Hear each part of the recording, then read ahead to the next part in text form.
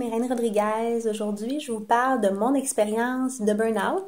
Je pense que c'est important quand on a passé à travers quelque chose, euh, si on a l'expérience de la partager, ça peut éviter à d'autres de se rendre trop loin dans une voie qu'on sait désagréable. Donc, c'est pour ça que je partage ça avec vous. Puis si jamais vous êtes capable de retirer certaines astuces, ben tant mieux. Dans la début mi-vingtaine, j'ai fait un burn-out et à ce moment-là, je pensais vraiment que c'était la faute de mes patrons avec leurs demandes exigeantes, que c'était la faute de mon domaine d'études parce que c'était pas payant au niveau horaire, et que c'était la faute de mon manque de temps, du fait que je travaillais trop, qui faisait en sorte que je mangeais pas aussi bien que je le pourrais. Moi, dans mon cas, là, je buvais du café puis je prenais quelques bouchées par-ci par-là dans une journée, mais je mangeais vraiment pas. Je mangeais pas de repas comme tel.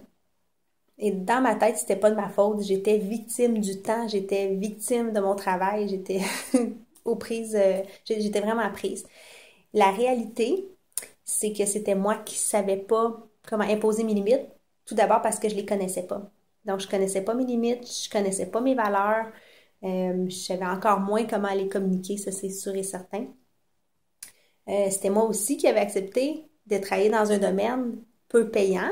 Il y a beaucoup de gens de ma cohorte d'études qui ont changé complètement de domaine quand ils ont vu les conditions de travail. Il y en a d'autres qui ont créé leur emploi. Puis à ce moment-là, j'étais pas rendue là. C'était aussi moi qui décidais de pas manger quand il y avait des clients sur le plancher, de pas aller aux toilettes quand il y avait un rush. La réalité, c'est que les gens, ben, ils savent qu'on a des besoins de base. Puis si j'avais imposé mes limites, j'aurais plus pris soin de moi. Maintenant, je sais que c'est super difficile, puis ça a été très, très, très difficile pour moi d'imposer mes limites. Mais je me rappelle la journée où j'ai décidé que j'allais changer. Je me voyais aller, je me disais, je suis fatiguée, je suis stressée, je fais de l'insomnie, je dors pas la nuit, je me lève le matin, je suis brûlée, j'ai mal au cœur.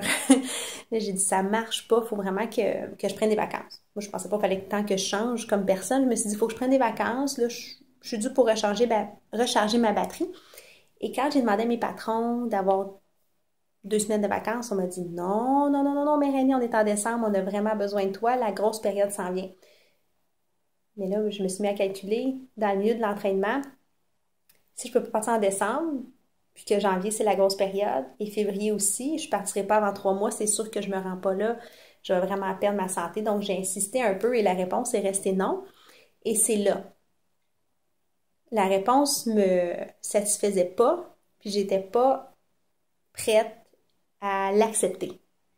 Et là, j'ai pris vraiment une décision, ça a l'air que j'ai atteint ma limite sans savoir laquelle elle était. Et je leur ai dit, je pars en vacances, que vous me disiez oui ou pas, et vous verrez par la suite si vous me gardez comme employé ou non. Donc, j'ai récupéré mon pouvoir et j'ai pas demandé mes vacances, j'ai affirmé que je partais en vacances. Et ça, c'est la première fois de toute ma vie que je faisais ça. Puis à un employeur, là, j'avais vraiment, vraiment peur du résultat. Puis ben, évidemment, ils m'ont gardé par la suite. C'est moi qui n'ai pas pu revenir au niveau de mes valeurs, au niveau de ce que je voulais. Au bout de 2 semaines, je savais déjà que ça ne convenait pas. Donc, si vous êtes fatigué, stressé, vous dormez mal, vous avez à peine l'énergie pour prendre soin de votre journée, mais de passer à travers votre journée, vous n'avez pas le temps de prendre soin de vos difficultés à prendre soin des gens que vous aimez, je vous comprends, ça m'est arrivé. Et c'est sûr qu'il y a différentes choses que vous pouvez faire. Moi, ce que j'ai choisi, en premier lieu, c'est d'accepter de temporairement pas travailler. Donc, ça, des fois, c'est insécurisant. Financièrement, c'est très insécurisant. Aussi, au niveau de l'orgueil, ça se peut que ça soit dérangeant. Moi, j'avais pas arrêté de travailler depuis que j'étais jeune adolescente. Donc, ça me dérangeait beaucoup. Mais j'ai accepté de faire ça pour avoir du temps pour me reposer. Et suite à ce repos-là, il a fallu que j'aille chercher de l'aide psychologique, à savoir comment est-ce que je peux retrouver ma joie parce que j'étais tellement rendue déprimée qu'il n'y avait rien qui me tentait. Donc, il fallait vraiment que j'aille voir au niveau psychologique et aussi ma gestion de temps et ma façon de de communiquer, puis de tenir à mes limites. Donc ça, c'est fait en psychologie. Ça, c'est une aide qui est très, très importante, je pense.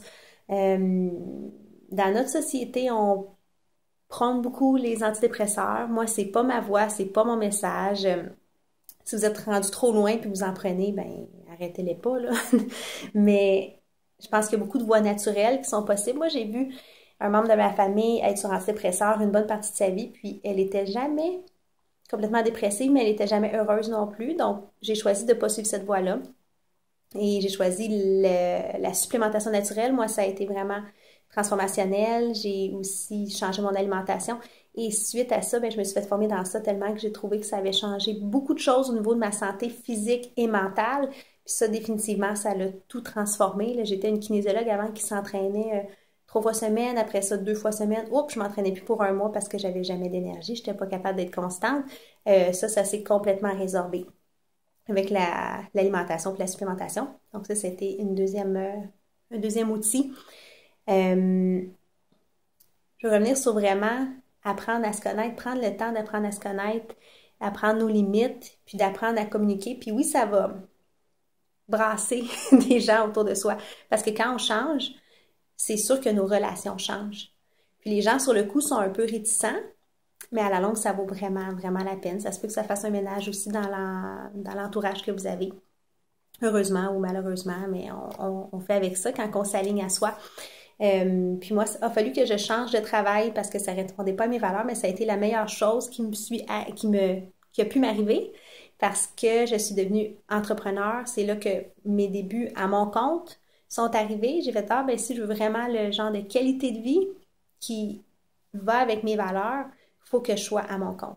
Donc ça a complètement transformé tout pour moi, cet événement-là de burn-out.